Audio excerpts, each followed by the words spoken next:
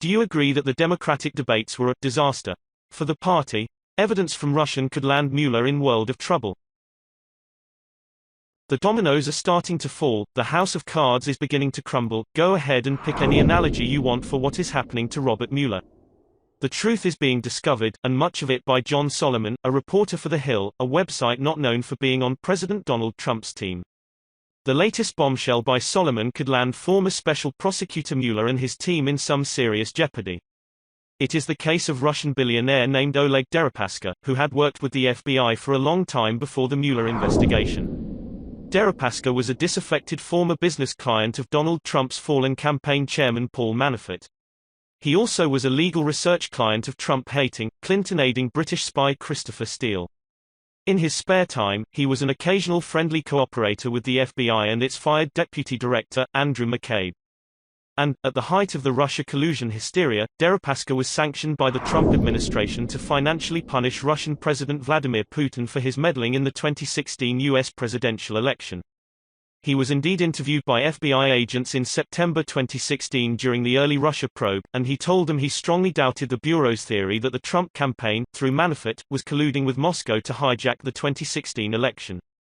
I told them straightforward, look, I am not a friend with him Manafort. Apparently not, because I started a court case against him 6 or 9 months before, he said to Solomon. But since I'm Russian, I would be very surprised that anyone from Russia would try to approach him for any reason, and would NT come and ask me my opinion, Deripaska said. I told him straightforward, I just don't believe that he would represent any Russian interest. And knowing what HE's doing on Ukraine for the last, 7 or 8 years, he said. The important thing about Deripaska is that he was closely allied with Russian President Vladimir Putin, who had been dealing with the FBI agents. And more importantly, his testimony, which could prove his innocence, was not provided to Manafort's defense team. That is a violation of what is known as a Brady violation, and it could be grounds for a possible appeal by Manafort's team. Recent revelations by The Hill prove that the Office of Special Counsel's OSC claim that they had a legitimate basis to include Paul Manafort in an investigation of potential collusion between the Trump presidential campaign and the Russian government is false, Manafort defense lawyer Kevin Downing said. The failure to disclose this information to Manafort, the courts, or the public reaffirms that the OSC did not have a legitimate basis to investigate Manafort, and may prove that the OSC had no legitimate basis to investigate potential collusion between the Trump presidential campaign and the Russian government, he said. He recently won a lawsuit and forced state to produce the so-called evidence it used to justify denying him a visa for years and imposing the sanctions. It was a thinly sourced file, he said, mostly of old newspaper articles with no real secret intelligence.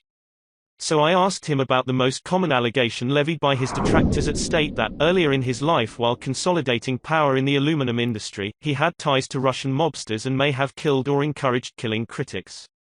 He quickly responded, noting that the file released by the courts offered no such direct proof. There is no evidence. What is there to dispute?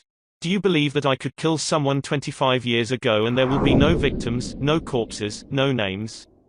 Throughout the interview, it was clear Deripaska chose his words in English carefully. But there was one word he offered only twice, once in response to the Steele dossier's allegations of Trump-Russia collusion, and the other time to respond to the allegations used to sanction him. Balderdash, he insisted. Now it's time for Team Mueller to answer the same questions.